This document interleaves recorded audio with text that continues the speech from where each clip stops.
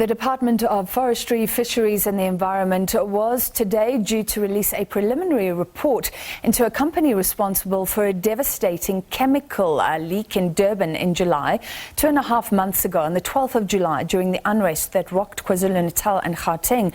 The UPL warehouse in Cornubia was set alight, sending chemical fumes into the air. It emerged that the agrochemical giant was storing pesticides there, but may not have been upfront with authorities about the dangers. A criminal case was opened. Beaches along the so-called Golden Mile were closed, and some still remain closed. And recent reports suggest that high levels of chemicals were found in soil and water samples close to an informal settlement. To discuss, we're joined by the Minister of Forestry, Fisheries and the Environment, Barbara Creecy. Minister, thank you for being with us. Firstly, can you outline what the report says? Good afternoon to you. Yes, the report finds that UPL was not compliant with the requirement to have done an environmental impact assessment, which they should have requested from the provincial government. They were also not in compliance with occupational health and safety and other municipal bylaws, which would, in our view, if they had undertaken those processes, they would have been defined as a major hazard institution. Yeah. Now, why is this? So, Minister, the obligation was on UPL to come to the relevant authorities and say, we've got dangerous chemicals stored in our warehouse. This is what we declare, and we'll go through all the hoops. And you're saying they did nothing. Did any officials know about this? Was anybody sleeping at the wheel? Not that our investigation reveals at this stage. When a company, this is a foreign company, comes into a country, they have an obligation to inform themselves of the regulatory environment in which they are operating. Now, I was explaining to you the significance of their failure, in our view, to have undergone those processes, was that because they did not do the risk assessment and because they were not known to be a major hazard institution, when the fire broke out, firemen were not aware of what was stored in the warehouse. And they arrived at the warehouse, they used water to douse the flames. The consequence of using thousands of liters of water over a 10-day period to douse that fire was that a huge volume of highly toxic water flowed into the Umhlanga tributary. From there, it went into the Umhlanga River, and from there into the estuary. And that entire ecosystem at the moment, from the sampling we have done, is dead. There are no living organisms in that system. Vegetation has been destroyed. We collected 3 tons of dead fish and crustaceans from the lagoon. And obviously from there, these substances have washed into the sea. So we have a disaster, first of all, quite unique in South Africa in terms of the damage it has done to the Umhlanga ecosystem.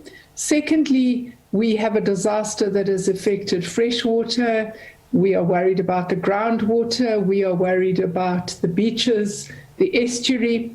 And of course, as you said in your introduction, there was this toxic plume of smoke that affected the Blackburn village and subsequently other communities in the Umhlanga area. So let's look at the danger to life and health, I guess. I mean, you talk about those firefighters. Apparently, this insecticide, the Master 900, is an insecticide containing methamyl. I think that's how you say it, which is a neurotoxin, which is extremely dangerous when on fire. So they were breathing that in. Is there any concern about the firefighters? And then we'll talk about everybody else. Yes, and the firefighters are part of the population group that we are sampling on an ongoing basis. I think the concerns from a public health perspective are that you may not see immediate signs of impact. But of course, we want to be conducting longitudinal studies of the relevant populations to ensure that there are no longer term impacts on their health. And this process is being coordinated by public health in the city of eThekwini and also by the provincial Department of Health. And it will involve taking random sampling from different population groups over a number of months. Yeah, because so reportedly, I mean, children who play in water can be at risk. People who fish in this water system. Does everybody know right now that this is incredibly dangerous? Well, a lot of work was done on public education. The Blackburn community that is right next to the river that has been poisoned, obviously there would be children that would be playing in that wetland. I think there's been education done to stop that.